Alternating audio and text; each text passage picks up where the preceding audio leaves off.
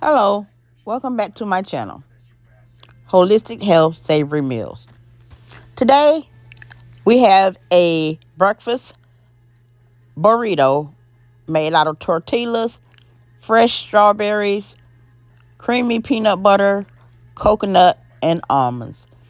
All these ingredients contain healthy benefits for your body, and it's also good for those who have diabetes, type 2 diabetes.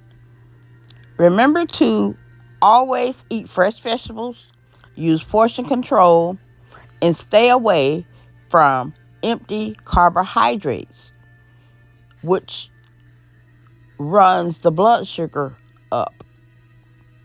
Remember to check your blood glucose level before eating all meals.